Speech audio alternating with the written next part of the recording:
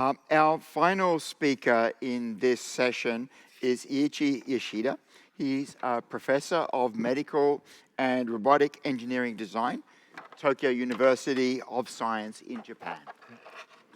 Eiichi, take it away. Thank you. Thank you. Thank you. I'm very honored to be here. Thank you very much for the organizers, Tamim and Stefano, for this excellent occasion. I'm very honored to be one of those great speakers. So I'd like to talk about this anthropomorphic contact switch motion. So this is very similar to what Abder is doing. So it's very difficult to talk after Abderman. But I tried to share some recent experience on this topic. So my first ICRA ever is almost 30 years ago. Then I started working on the first distributed robot, self-reconfigurable robots. Then 10 years later, I moved to humanoids, very fascinating area. And I have a very good experience in collaboration for motion planning and also whole body manipulation. But if you are working on humanoids, you are always impressed how humans are capable, how humanoids are incapable. So naturally, 10 years later, I became also interested in humans to learn how to try to understand human motion and also how to retargeting on robots. So we tried to apply this method for the, for example, evaluating wearable assistive devices by using human robots. So as you can see, we are now witnessing explosion of humanoids. So many people, Michael and other people mentioned that we have a lot of humanoids coming out every day. So now I think contact motion synthesis is one of the key issues to be solved for these robots. So we can see in the daily life or your professional life, a lot of scene there are contact, not only point, but also in wide area. So contact is everywhere. So really, I appreciate Abder's foresight about this topic. So I'm also interested in. So these model-based approaches have a good success. This is also joint work about multi-contact motion. And also, this is what you saw in the previous presentation. So, but since this problem is really complex, that you have discrete contact sequences and continuous dynamic motion. So the problem becomes exponentially when you try to plan a lot of long sequences. So data from humans, we can learn from humans because we are generating this kind of very fluent contact motion very easily. So there's also a lot of work on the human motion analysis, like musculoskeletal model, including contact detection and contact estimation. However, we have a lot of motion data, including force information, but usually it's with the ground reaction force with the force plate. So we cannot distinguish this difference between the heel or toe touch when you are touching, as long as you're touching on the ground. So we need to sometimes do the manual annotation to detect or to name what are the contacts. So I think this is good. We need a good mix of data-driven approach and also analytical approach, go-fair approach. So motion involving multiple wide area motions and also data sets.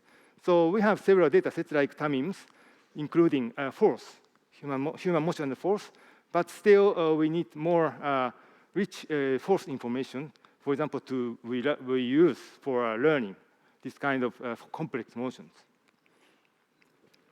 So I started a new project with DSPS that we try to get some information, some data with contact motion with using a tactile sensor and to identify the control strategy.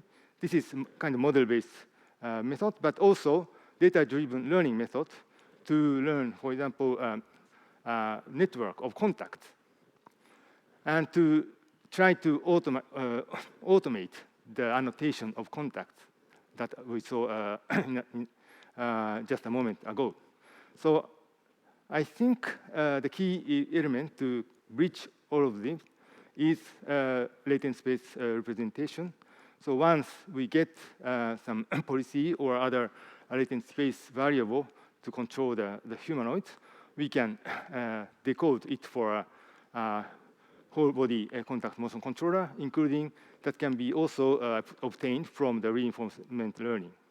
So I'd like to just introduce some of recent small results about this topic. So with we are also using the tactile sensor developed mainly the Gordon Chen's team. So we first use for major human wide area motions, contact motions. So we get information and calibrate and map it on the surface. Then we can estimate joint torque of human, digital human, like this. So this is one thing. So I hope if we can have a rich database, including this kind of information, that can also serve for the data to learn the human, this kind of complex behavior. And this is one example. So by putting this sensor, and we map on the human body, and the right-hand side is the estimated joint torques. Also, contact annotation is also the kind of very tedious part of human motion analysis. So we applied learning scheme using self-attention to deal with the time series data, and vector quantized variable autoencoder to get this discrete feature. So we try to reconstruct the contact force and also contact code syncing, since that this is kind of a discrete feature of the contact. Then we can distinguish for those two. So this is very preliminary results. We apply this method for the to the AIST walking motion database, including the force plate information. So we can see that the two peak force profiles can be more or less reproduced, reconstructed, and also this kind of contact detection, distinguish between the toe and feet, can be done by fewer manual annotations. So I hope we have many human data without contact data, but if you can, we of course we need basic data for the contact information, but it can be also used to transfer the contact motion data with contact information.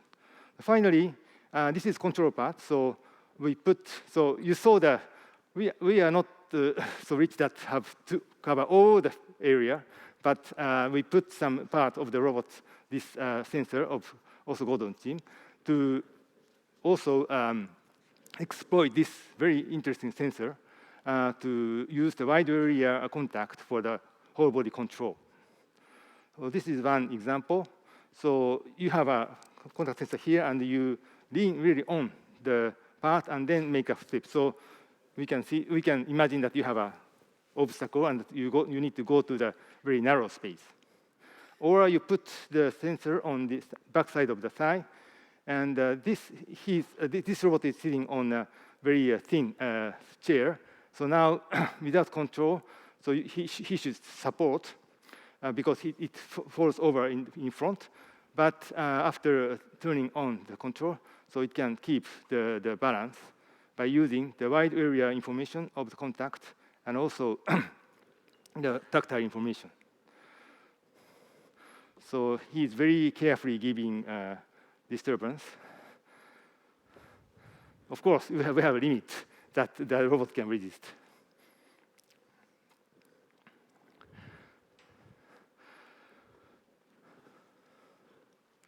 Okay, so I like to, I think this is just part of the research, and I like really to work with you to also get to go through this adventure, increasing the variety of data, and also what is the control strategy for humans, and decoding the latent space into the robot control. So maybe fundamental model, I don't know. So I'm using the human robot and human model by I try to appropriately combining the data-driven and motion-based model-based approaches. Thank you. Thank you very much.